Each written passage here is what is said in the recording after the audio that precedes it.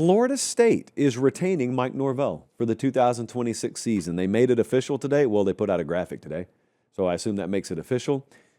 This kind of genuinely surprised me. I really thought that there would be some action on him after they lost to NC State the other night. I'm talking about the most disastrous display of special teams I think I've ever seen. There were 3 different moments in a 3-minute period on Friday night when we were watching this game in the hotel room in Oregon where I said, you cannot be serious. I said those words 3 times. That phrase came out of my mouth 3 times about Florida State in the span of 3 minutes of game action. You're supposed to say that like twice a year. I said it 3 times in 5 minutes. And they lost the game. And here we are, though. We're 5-6, could end up 6-6. They got to beat Florida on the road to get there. Mike Norvell is going to be retained. Very simple to understand what's happening here. No one wanted to retain Mike Norvell there. It cost too much to fire him. That's just the way it is. I like Mike Norvell a lot. I love the dude as a person. I actually think he can be a successful coach. I think they got started down a slippery slope there when it came to roster construction, and they've never been able to get their footing. By that, I mean they leaned on the portal heavy, and they killed it one year. That 2023 year, they killed it. And then they doubled down on that approach, and they never started to build up through high school recruiting. And that's even aside from the problem of maybe they're not capable of it. But let's just assume they are capable of it. They chose to continue going the portal approach. Because the thing about going heavy portal is you got to keep going heavy portal to backfill the portal losses that you originally portaled in, because a lot of them are 1-year guys, maybe 2-year guys max. And it's just once it gets going downhill, it's really hard to reverse that. Anyway, that's where they are right now. And so that's why he's being retained. It would have cost a ton of money because they got played when Alabama had the job opening, and they got tricked into thinking Mike Norvell was a serious candidate for the Alabama job. They were not going to offer Mike Norvell the job. It was always Kalen DeBoer's job, but the people at Florida State were made to believe that it was Mike's job to the tune that he got a huge buyout. So it's not the first time that's happened to someone, and if he were to go on to win, it would be a moot point. But he hasn't gone on to win. So it immediately makes you look at that buyout number and say, we would owe him what? How did that happen? Alabama's job opening and a certain mega agent out there is how it happened. So the details are pretty obvious here. My question is not what did you say in your statement. You're not aligned on this. Not everyone's behind this. Everyone knows why you're retaining him. Mike Norvell knows why he's being retained. If he ends up winning, that's irrelevant. Like, it doesn't matter. Look at this. Look at how many words there are over here. That's a mighty big word salad to say we can't afford to fire you right now, or we're not willing to pay that money to fire you. No one's reading that. That's the most TLDR I've ever seen in my life. 1 paragraph would have been too long, didn't read. That's 1, 2, 3. That's 5 paragraphs.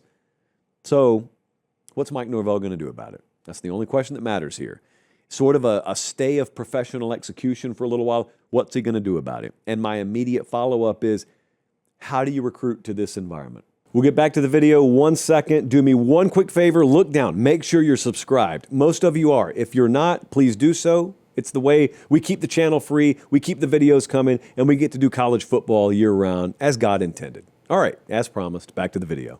How do you recruit to a place where everyone just assumes the head coach is on borrowed time? I think these are fair questions. I don't think this is irresponsible to ask at all. In the best of worlds, if you had just a staff full of assassin recruiters, it would be tough.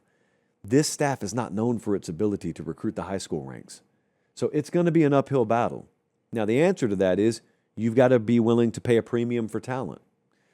You could make the argument that, oh, well, since we're not spending the money on buyouts, we'll reinvest that money into paying for players.